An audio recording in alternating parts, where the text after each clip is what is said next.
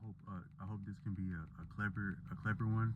But maybe I think it's more clever than it might actually sound. But we hear about like content this and content that, and who is the best content creator, and who is maybe who's the best content creator and doctor at the same time. If it's not bad enough to be the greatest content creator, who could also be the greatest doctor, not having made it through medical school. I would say a person who can follow their own prescription would be both of those. So I'm gonna follow a little bit of my own prescription with this video. So I made different references to sobriety on there, and that I had like a background around alcohol in my life, and I think that the author Arthur Avalon says that when we fall onto the ground, we have to raise ourselves up by means of that same ground. So sometimes our biggest pitfall can actually be the source of our greatest, maybe the laying the foundation for what would be our greatest accomplishment or building. So, like I said, I've had a relationship with alcohol, and I was getting into into the deep end with some people in a forum about style, or that I was turning into a forum about style over largely nothing. And at one point, I was getting on a person's case about, and I was actually discovering something as I was getting on a person's case, which is that maybe if we can think of like who is the greatest master. So who is the greatest content creator, doctor, and master at once? I would say someone that follows their own prescription, and their own prescription to learn more about wine. Because I think that of all the masters, someone who can master wine would really be something of a master, because that takes some of the most subtlety, vintage, and resource and initiative and effort all at once, and also tact, class, patience, all that, to really understand wine, because we become more and more like what we interface with. So I would say that maybe wine itself is the greatest of masters. Who can engage with wine and not be mastered by wine, other than to bow down to wine. Is that what it sounds? So I was giving the person a hard time, but I'm actually on my way up to a liquor store where I've spent a lot. I spent many a moon. I've blown many a check on many a moon in this store on no less than wine, while shacked up with family, as my only escape means into my heart, into the chambers of my heart.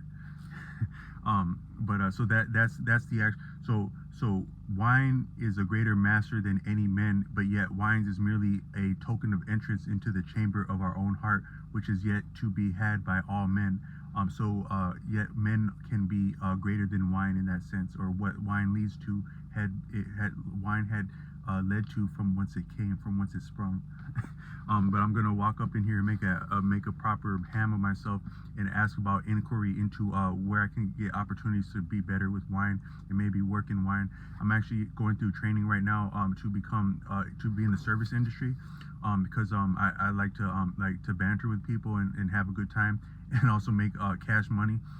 So I'm gonna be going towards the service industry, but I'm actually availing myself to speak with some people that peddle that peddle a means to the heart of poets in my area, and also serve people of vast cohorts and swaths of employ, to that very purpose, on a fair Friday evening, when left to one's own devices, past all enlightening company, to yet enjoy one's own company in the tender embrace of one's cherished memories that are recognized and called forth by the character and vintage that is wine, having yet also waited in seclusion within a bottle, having been cultivated with great effort over time in dark cellars, to yet bring forth what had been true all along, which is the beauty of the heart as enjoyed in wine.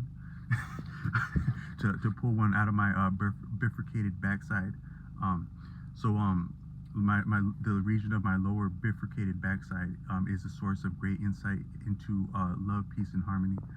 I'm using this to show my actual living life, my experiences in life living, and what I'm up to might be some of the greatest insight in that I have, that's actionable insight on a local level, because what's taking place locally is the greatest canary in a coal mine into what's going on broadly, and we can look into our own behavior and our own designs on trying to get over on something or other as being insight into what is going on abroad.